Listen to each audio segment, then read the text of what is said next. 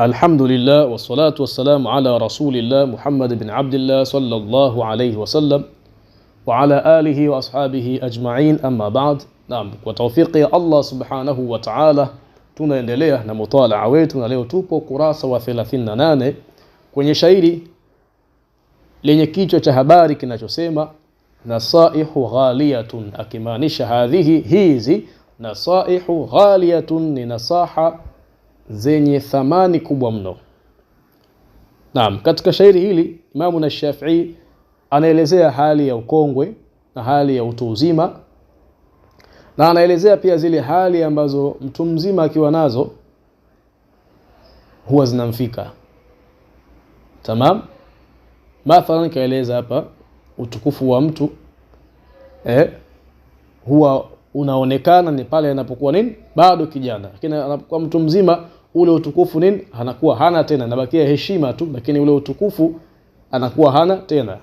Lakini pia mtu anapofikia hali ya kuwa ni mtu mzima, yale mambo ambayo alikuwa kimvutia yakimpendeza katika hali ya ujana wake yanakuwa tena hayamvutii. Tamam, hakadha tutaona namna atakavyotueleza mdani. Anasema Imamu na Shafi'i, khabat naru nafsi bishti'ali mafariqi. Khabat umeshazimika, naru nafsi, moto wa nafsi yangu. Hii ni kinaya, akusudia kwamba mwili wangu umeshadhoofika na hauna nguvu tena. Sasa kwa nini amesema hivi? Amesema hivi kwa sababu ya hali aliyoiona katika mwili wake. Hali gani? Anasema kwa nini anasema hivyo? Bishti'ali mafariqi, kwa kuungua mpaka kuteketea mafariki yangu. Mafariki ni nini? Mafariki ni ile sehemu ya kichwa ya utosini. Ni ile sehemu ya utosini kwenye kichwa. Nikikusudia ni hii sehemu ya katikati ya kwenye kichwa, ndio inaitwa mafariki. Sasa amesemaje? Amesema kwamba mwili wangu umeshadhoofika na hauna nguvu tena. Akatoa sababu kwa nini nasema hivi. Akasemaje? Bishti'ali mafariqi, kwa kuungua mpaka kuteketea sehemu ya utosini ya kichwa changu. Sehemu ya utosini ya kichwa changu. Hii ni kinaya. Kinaya cha nini? Cha kuonesha kwamba katika hii sehemu ya katikati ya kichwa chake nywele hazioti tena, nywele zinaota sehemu za pembeni huku. Na hiyo ni alama ya kuonesha kwamba tayari mwenye kuwa na hali hiyo ni mtu mzima, tena pengine ni utu uzima uliopindukia. Igawaje pia hata vijana miaka 40, 45 na kuendelea wanaweza, yani kuanzia miaka 40 mpaka 45 wanaweza kupata hali ya kiwaraza. Hiyo Kiswahili inaitwa kiwaraza, wengine wanaita kiharara. Ile hali ya kwamba sehemu ya katikati ya kichwa hii kuna kuwa hamna nywele, Kiswahili tunaita kiwaraza, au wengine wanaita kiharara. Kwa hiyo ametoa sababu ya kusema nini?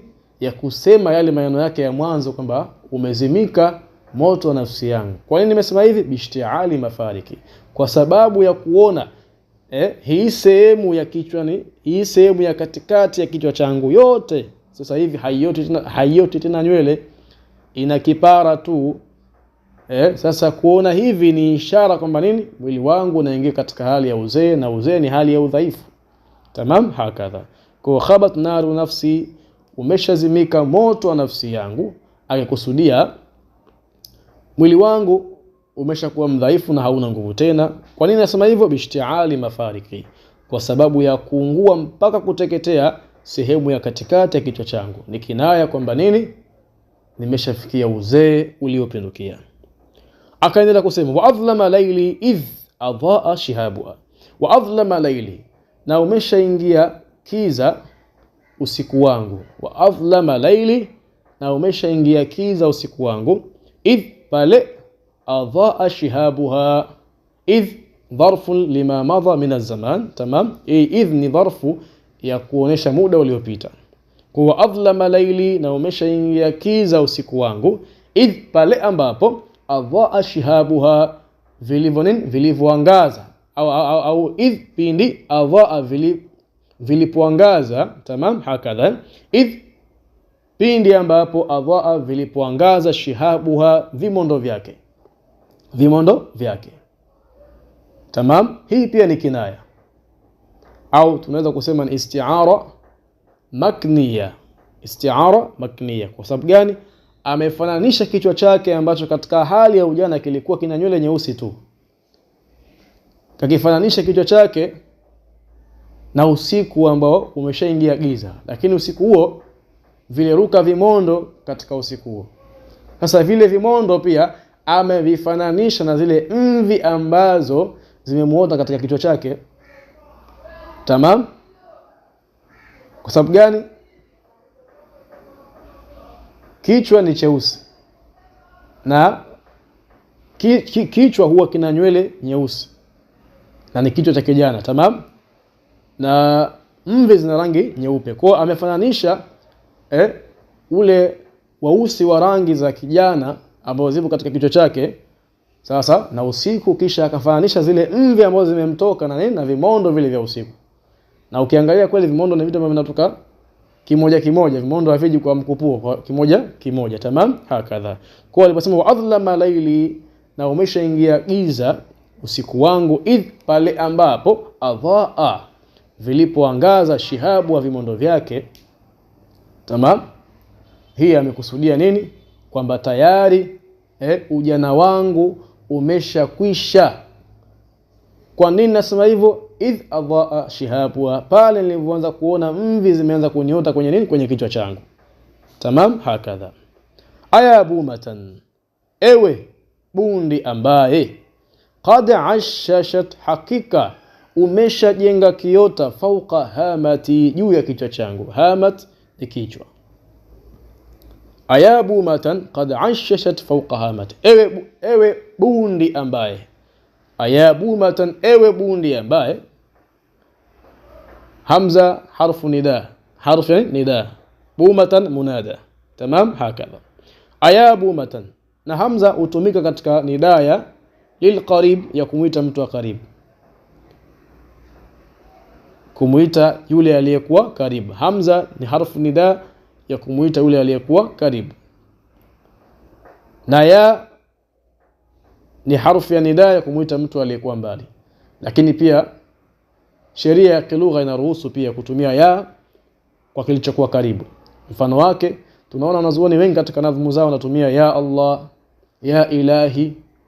Ya ni nidaya baid, ya yule aliyekuwa mbali. Nidaya karibu ni hamza, ambapo kama iliyokuja hapa, lakini wanazuoni wakajuzisha kutumia ya katika nidaya lilqarib. Na Allah yupo karibu, Allah yuko mbali na sisi. Wa nahnu aqrabu ilayhi min hablil warid, na sisi tupo karibu ya mwanadamu, kwa maana mimi. Tamam. Wa nahnu aqrabu ilayhi min hablil warid, akusudia na mimi nipo karibu na mwanadamu kuliko ile mishipa iliyopo katika nini, kuliko ile mishipa iliyopo katika nini, katika shingo yake. Tamam. Hakadha. Kwa hamza hii ni harfu nida lilqarib, ya yule aliyekuwa karibu. Tamam. Hakadha. Na hapa shekhe ametumia kinaya pia. Tamam. Tumalizie kisha tutaangalia kinaya alichotumia ni kipi. Aya bumatan, ewe bundi ambaye, qad ashashat, hakika umeshajenga kiota, fauqa hamati, juu ya kichwa changu. Ala raghmi minni, ili tamshi la ala raghmi min huwa lina maana ya kutokuridhia,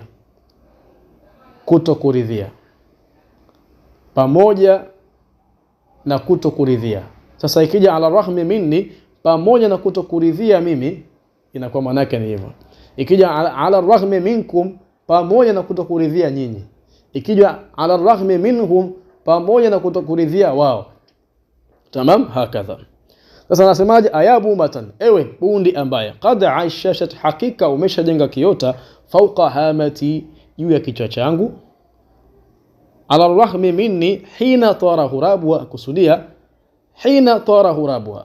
Ala raghmi minni, hii ala raghmi imetangulizwa kwa nafasi yake ni chelewe, ndio ipatikane maana ya kihakika.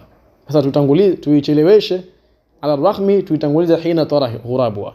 Itakuwaje? Ayabu matan, ewe bundi ambaye qad ashashat, hakika umeshajenga kiota, fauqa hamati, juu ya kichwa changu, hina tara hurabuha, pindi waliporuka wale kunguru wake, kwa maana kunguru waliokuwa nini wanakaa juu ya kichwa changu.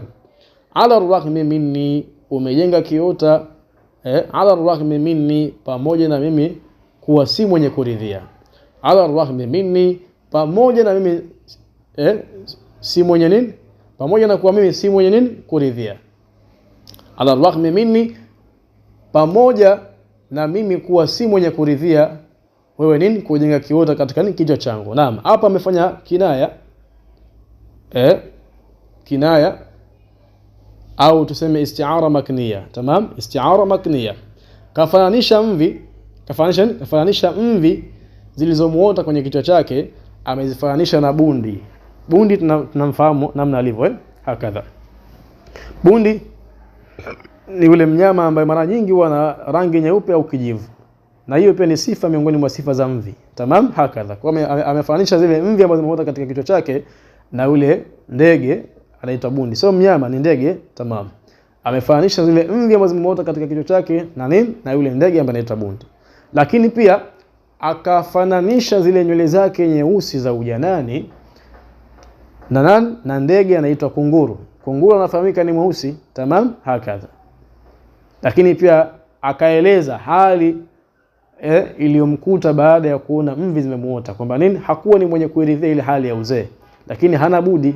Tamam, ndio akasemaje, aya bumatan, ewe bundi ambaye qad ashashat, hakika umeshajenga kiota, fauqa hamati, juu ya kichwa changu, hina tara hurabuha, pindi waliporuka wale kunguru wanaokaa juu ya kichwa hicho. Tamam, kwa hiyo amefananisha kule kuja kwa mvi sawa sawa na yule bundi alijenga kiota juu ya kichwa chake, lakini pia akafananisha kuondoka zile nywele zake nyeusi kwenye kichwa chake, kafananisha na nini, na kunguru. Tamam, hakadha. Tumeelewana Kwa hiyo ayabumatan, ewe bundi ambaye qad ashashat, hakika umeshajenga kiota, fauqa hamati, juu ya kichwa changu, ala raghmi minni, pamoja na kwamba mimi sikuwa ni mwenye kuridhia, hina tara hurabu, pindi waliporuka wale kunguru wanaokaa juu ya kichwa hicho. Tamam, maana tumeshaeleza amekusudia nini. Lakini pia kuota mvi jamani sio aibu katika Uislamu. Katika Uislamu kuota mvi ni jambo zuri na ni jambo la kushukuru Mungu. Imekuja hadithi ya mtume wetu Muhammad sallallahu alaihi wasallam, hadithi sahihi, inasemaje, man shaba fil islami shaybatan kanat lahu nuran yawm alqiyama. Man shaba fil islam shaybatan kanat lahu nuran yawm alqiyama. Tumenasemaje? Man shaba, yule atakayeota, fil islam, hali ya kuwa ni muislam, shaybatan, atakayeota mvi moja tu au atakayeotwa. Tamam, hakadha. Man shaba fil islam shaybatan, yule ambaye atakayeotwa hali ya kuwa ni muislam, shaybatan, na mvi moja tu katika kichwa chake, kanat, itakuwa mvi hiyo, nuran, itakuwa ni nuru kwake, yaum alqiyama, siku ya kiyama. Kwa hiyo mtu ukiota mvi ushukuru umepata nuru siku ya kiyama. Tamam, usianze na nini kukasirika na kuona ujana wangu na nikimbia naingia kwenye uzee. Ni neema hiyo. Tamam, hakadha. Ni nini? Ni neema. Akaendelea kusema sha, ra'aiti gharaba al-umri minni fazurtani wa ma'awaki min kulli diyari kharabuha. Ra'aiti, bado anaendelea kumwambia yule bundi, ra'aiti, umeona wewe bundi, gharaba al-umri, kuchakaa kwa umri, mimi, kwangu mimi, fazurtani, ndio ukanitembelea.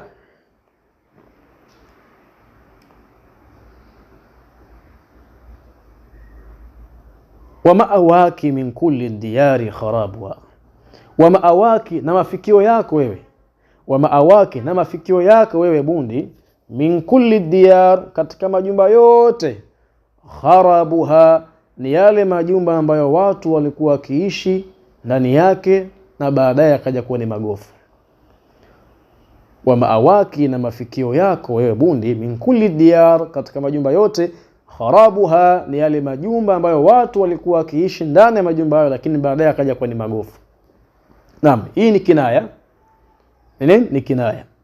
Ni kinaya. Anasemaje? Anaziambia zile mvi kwamba umeona tayari umri umeshakwenda, umeshakuwa dhaifu, ndio kaanza nini kunitoka kwenye kichwa changu. Lakini wewe mvi, wewe mvi, wewe hauoti isipokuwa kwa yule mtu ambaye kifo chake hakipo mbali. Kifo chake hakipo mbali. Na hiyo ndio sifa ya bundi ambayo tumeizoea. Watu wanamnasibisha bundi na sifa ya uchawi, lakini bundi si mchawi. Isipokuwa ndege yule Allahu Subhanahu wa Ta'ala amempa uwezo wa kuweza kunusa zile seli za mwili ambazo zinatangulia kufa kabla yule maiti mtarajiwa hajafa. Sasa inapotokea mtu yupo katika hatua za kufariki, zikaanza kufa zile seli za mwilini mwake, ndio bundi anavuta ile harufu na huwa anatua katika nyumba ambayo mtu huyo yuko ndani ya nyumba hiyo. Sasa watu wengi wanasababisha bundi na ushirikina. Kwa sababu gani?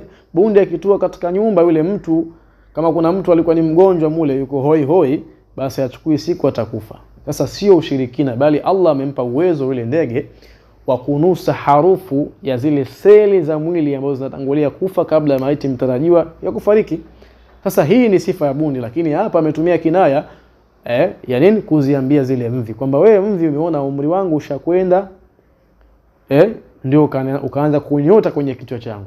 Lakini wewe mvi, wewe hauoti kwenye kichwa cha mtu isipokuwa mtu huyo safari yake ya kwenda kukutana na Mola wake imekaribia. Ndio maana ya beti hiyo. Sasa akasemaje? An'amu aishan baada ma halla aridhi. An'amu aishan, hivi kweli niendelee kuyafurahikia maisha baada ma halla aridhi tala'i'u shaybin. Tala'i'u ndio nini? Ndio faili wa halla. Tala'i'u ndio faili wa halla, nani mudhaf, shayb mudhafun ilayhi. Aridhi ni nywele za mapana. Tunatumia lugha hiyo sana, tumefundishwa hivyo. Sawa? Aridhi ni nywele za mapana. Kwa nini aridhi zinaitwa nywele za mapana? Na kunaongezeka kitu, nywele za mapana ya uso. Nywele za mapana ya uso. Kwa sababu gani? Mwili eti mwili. Kwa sababu gani? Uso, tamam, uso una urefu ambao ni kutoka katika paji la uso mpaka kwenye kidevu. Kisha uso pia una mapana ambao ni kutoka sikio moja mpaka sikio jingine. Sasa kuna nywele ambazo zinaota katika mashavu haya.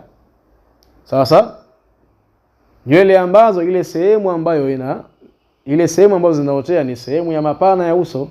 Kwa hiyo zikagiwa jina kwamba ni nywele za mapana ya uso, ndio zinaitwa aridhi. Tamam, hakadha. Kwa hiyo anasemaje Sheikh? An'amu aishan, hivi ni kweli ni afurahikia maisha baada ya kuwa halla yamesha nini? Yameshashukia aridhi katika nywele zangu za mapana nini? Tala'i'u shaybin, machomozo ya mvi. Je, kweli niendelee kufurahikia maisha hali ya kuwa yale machomozo ya mvi yameshashukia katika nywele zangu za mapana? Pia bado anazungumzia nini? Anazungumzia mvi, kwamba tayari nishaona hali hii ya kuota mvi, na hali hii ni hali ya kuonesha kwamba safari ipo karibu. Je, ni kweli niendelee kufurahikia maisha? Tamam, hakadha. Lakini shaybin imewekewa naati mbele. Hiyo tala'i shaybin imewekewa naati nyingine mbele, ambapo nini? Laisa yughni khidabuha. Akimaanisha vipi? An'amu aishan, hivi ni kweli yafurahikia maisha baada ya kuwa halla yameshashukia aridhi katika nywele zangu za mapana tala'i shaybin, yale machomozo ya mvi ambayo tala'i shaybin, yale machomozo ya mvi ambayo laisa yughni khidabuha, hata kuyapaka rangi nyeusi hakusaidii kitu. Hivi ni kweli? Kwa sababu ni kuonesha kwamba nini? Hizi mvi zilizonitoka ni mvi za hakika, sio mvi za ugumu wa maisha. Maana muda mwingine anatokea mtu ugumu wa maisha, mtu anaota mvi mzee, wal iyadhu billah. Tamam, hakadha. Kwa nasemaje? Hivi ni kweli niendelee kufurahikia maisha baada ya kuwa machomozo ya mvi yameshashukia katika nywele zangu za mapana, machomozo ya mvi ambayo laisa yughni khidhabuha, hata nikisema niapake rangi nyeusi haitosaidia kitu. Sitaki kufurahikia tena maisha, ndio anachokusudia. Tamam, hakadha. Na kwa nini nasema laisa yughni khidhabu? Sababu akitia rangi zile mvi zitauta tena nyingine nyeupe, kuonyesha kwamba ni mvi za hakika, na ni mvi ambazo zimekuja kuleta ujumbe kwamba umri nini umeshakwenda.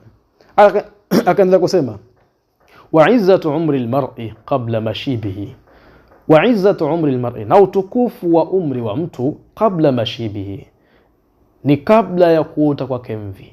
Akikusudia kwamba mtu huwa mtukufu katika hali ya ujana wake. Anapofikia kuwa ni mtu mzima tayari, ule utukufu unakuwa hana tena, inabakia heshima tu. Kwa sababu gani? Yale mambo ambayo alikuwa akiyafanya ambayo yalikuwa ni sababu kupata utukufu kwa wakati huo hawezi kuyafanya tena.